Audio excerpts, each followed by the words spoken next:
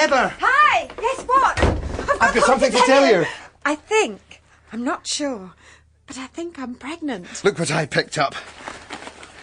There was a record fair at Kirby Muxloe Polytechnic. Guess what this is? Stomping Clyde Golightly and his Syncopated Serenaders, 1934. They only pressed about 100 of these, Tony? and I got one for 10 quid. Tony, I said I think Some of those dealers, you know, they just don't know what they're giving away. Of course, I tried to tell him, but he wasn't listening. I said I think I'm pregnant! Yes, all right. Well, you let me know when you're sure. Look at that, Heather. Mint condition. It's probably never been played. Very nice. Supper's ready if you want. Not yet. I've got some recording to do. Right. Where's the microphone?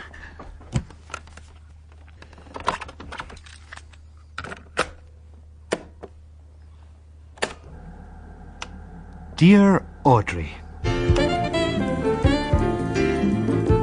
The Censors by Bob Sinfield. This week, Hearing, with John McGlynn as Tony. I tried to tell him, but he wasn't listening. Celia Imrie as Heather. I said I think I'm pregnant. And Francesca Brill as Audrey. Dear Audrey,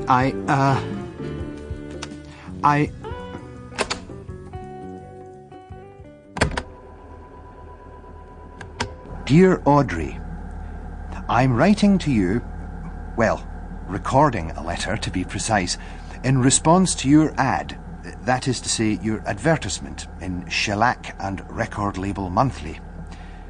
To be candid, I've often used this novel form of communication before when replying to box numbers asking for pen pals. Not that I do that indiscriminately, you understand, only if it's in one of the specialist magazines.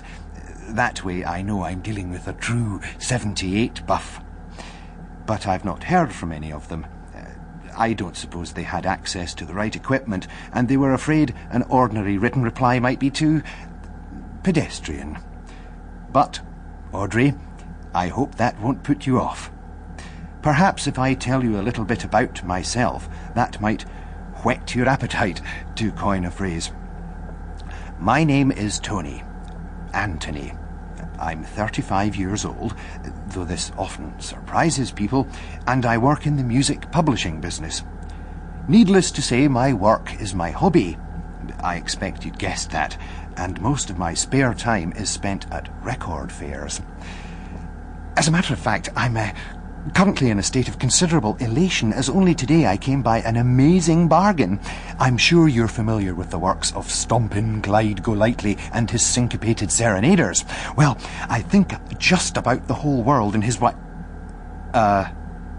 brother must have a copy of their 1936 classic Burberry Boogie, but I think you'll agree that the 1934 Duffel Coat Shuffle is something of a rarity. Well, feel free to tell all your friends that your pen pal, or should I say tape pal, is the proud owner of a copy.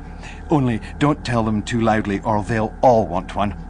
Perhaps you'd like to tell me about your record collection. Even put a few numbers on tape if you feel moved to do so. Hoping to hear from you soon then. Funny how people say that in letters when they don't hear from each other at all.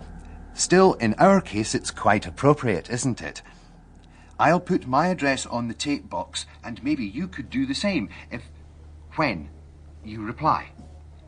Cheerio for now, and good listening. Tony. Audrey, have you finished those rude letters yet? No, I was just going through the tapes, Mr. Polglaze. Rather good, aren't they? Yes. I like the one where I tell Mrs. Constanduris we're the listening bank, not her local branch of the International Monetary Fund.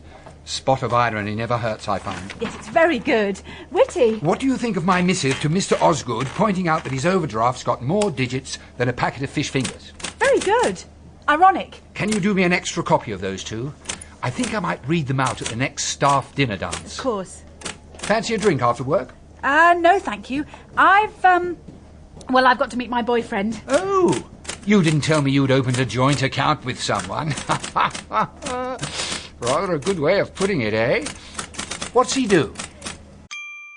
Sample complete. Ready to continue?